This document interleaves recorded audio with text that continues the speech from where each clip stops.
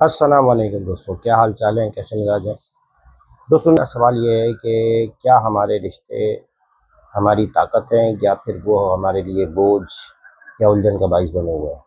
क्योंकि रिश्ते हमारे बुनियादी तौर पे दो किस्म के होते हैं। एक हमारे रिश्ते होते हैं पेरेंट्स की तरफ से, यानी मौरूसी, जो हमें विरासत में मिलते हैं। मसलन माँ बाप, बहन भाई, बीवी बच्चे। बीवी तो खैर चॉइस होती है, लेकिन बच्चे हमारे मौरूसी होते हैं, बाप दादा, इसी तरह नाना नानी, इस तरह हमारे कज़न्स। ये सारे वो रिश्ते हैं जिन्हें हम तब्दील नहीं कर सकते, जो समझे कि हमारे हाथ में, इख्तियार में नहीं होते। दूसरे रिश्ते होते हैं हमारे ज़रूरत के, ज़्यादातर वो भी हमारे इख्तियार में नहीं होते। उसकी वजह बताऊँगा। फर्स्ट करके हम स्कूल जाते हैं जब बचपन में, तो स्कूल हमारी चॉइस पर नहीं होता, हमारे पेरेंट्स की चॉइस पर होता है। वहाँ जो हमें क्लासमेट मिलते हैं वो भी हमारी चॉइस पर नहीं होते। हमारे जो टीचर होते हैं उनका भी हमें नहीं पता होता है कि वो हमारी चॉइस पे नहीं होते हैं सर।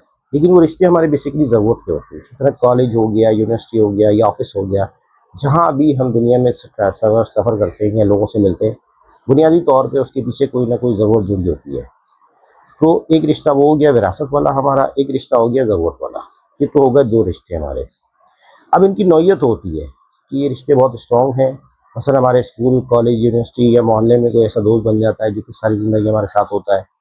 इसी तरह हमारा कोई कज़न, बहन, भाई या बाद औक़ात माँ-बाप में से कोई एक दोस्त बन जाता है, तो वो रिश्ते बड़े स्ट्रॉन्ग हो जाते हैं, मज़बूत हो जाते हैं। तो ये जो हमारे रिश्ते हैं, ये हमारे ब जैसे विरासती हों या ज़रूरत वाले, दोनों हमें मिल तो जाते हैं वैसे। अगर स्कूल जाएँगे आप, कॉलेज जाएँगे, यूनिवर्सिटी जाएँगे, ऑफ़िस जाएँगे या कहीं भी काम करेंगे, तो वो रिश्ते आपको मिल जाएँगे।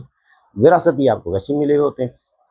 अब देखना है कि क्या इन रिलेशनशिप्स की जो इमारत है हमारी, वो मज़बूत सतून पर है, बुनियादों पर है, या ये इमारत हमारी कमज़ोर गिरने के सटाहने पर है। हमारे रिश्तों के 4 पिलर होते हैं, जिन्हें हम सतून कहते हैं। 4 सतून होते हैं। नंबर 1 एतमाद, नंबर 2 एहतराम, नंबर 3 मोहब्बत, नंबर 4 कबूलियत।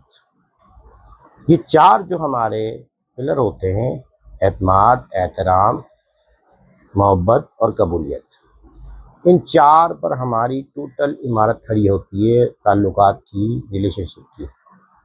अगर इनमें से कोई एक भी कमज़ोर हो जाएगा, तो वो इमारत गिर जाएगी।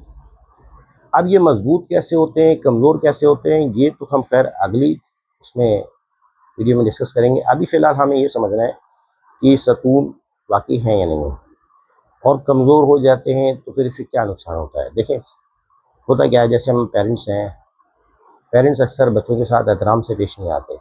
उनको लगता है वो वालिदैन हैं, तो वो जो दिल चाहे करें वो सही है। इसका नतीजा क्या होता है, बाद में फिर इसके रिज़ल्ट अच्छे नहीं आते, क्योंकि बच्चों की इज़्ज़त नफ्स मजरूह होती है। बच्चे मुख्तलिफ़ उलझनों का शिकार होते हैं ज़हनी तौर पे। फिर बाद में लोग कहते हैं कि जी हमने तो कुछ नहीं किया। तो ये जो बचपन में हम बच्चों की बेअदबी करते हैं, एहतराम से पेश नहीं आते, तो उसका नतीजा हमें बाद में भुगतना पड़ता है। इसी तरह मोहब्बत ख़त्म हो जाए, इसी तरह एहतराम ख़त्म हो, वो एतमाद ख़त्म हो जाए, और कबूलियत का भी बड़ा मसला है। हमारे दोस्त हमें कबूल कर लेते हैं, जैसे हम होते हैं वैसे ही, इसलिए हमें ये दोस्त अच्छे लगते हैं। हम दोस्तों के साथ बहुत वक़्त गुज़ारते हैं, हमें मसला नहीं होता। लेकिन बाज़ औक़ात रिश्तेदारों के साथ या कलीग के साथ वक़्त गुज़ारना मुश्किल हो जाता है। उसकी वजह क्या है कि वो हमें बदलने की कोशिश में लगे होते हैं, कबूल नहीं करते जैसे हम हैं। लिहाज़ा याद रखें कि ये चारों पिलर बहुत ज़रूरी हैं। इनमें से कोई भी पिलर अगर कमज़ोर हो रहा है, तो फिर हमारे रिलेशनशिप अच्छे नहीं होंगे। मेरी आपसे दरख्वास्त है कि अभी थोड़ी देर बाद, रात को, जैसे आपको सहूलत लगे, जब आपको वक़्त मिले थोड़ा बहुत, अभी कर लें तो ज़्यादा अच्छा है, 10-15 मिनट दें और ज़रा गौर करें कि आपके सबके साथ रिलेशन में कौन-सा पिलर कमज़ोर हो रहा है। मसलन अपने वालिदैन पे गौर करें कि क्या वो आप पे एतमाद करते हैं और आप उन पे एतमाद करते हैं? क्या आप उनका एहतराम करते हैं?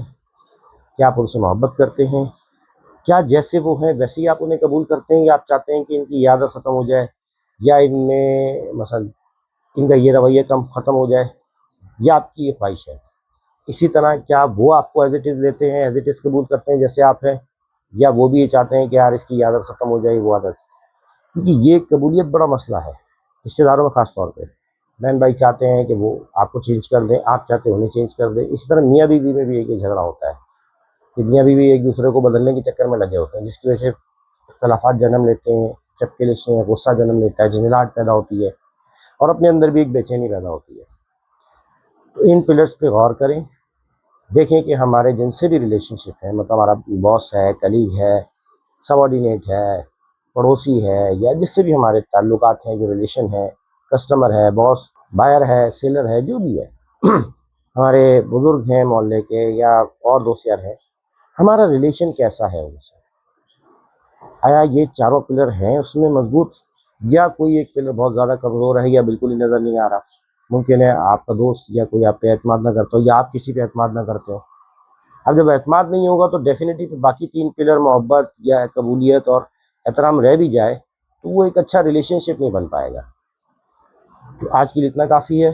बाकी ये कि हमने अब ये सीरीज़ शुरू की है ताल्लुकात पर, तो अगर आप चाहते हैं कि इसमें आप अपने ताल्लुकात बेहतर बनाएँ, मज़बूत करें, रिलेशनशिप को एन्जॉय करें, चाहे वो भाई-बहन का हो, माँ-बाप का हो, बच्चों के साथ हो, हर रिलेशनशिप का एक अपना मज़ा होता है।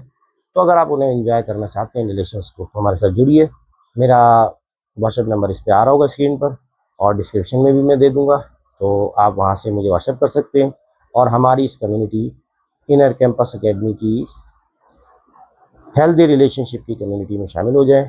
तो इंशाल्लाह हम आगे चल के सीखेंगे कि ये ताल्लुकात के हमारे पिलर कैसे मज़बूत हों और हम आगे अपने ताल्लुकात को कैसे बेहतर कर सकते हैं। आज के लिए इतना काफ़ी है, अब मुझे इजाज़त दीजिए। Thank you. अल्लाह हाफ़िज़।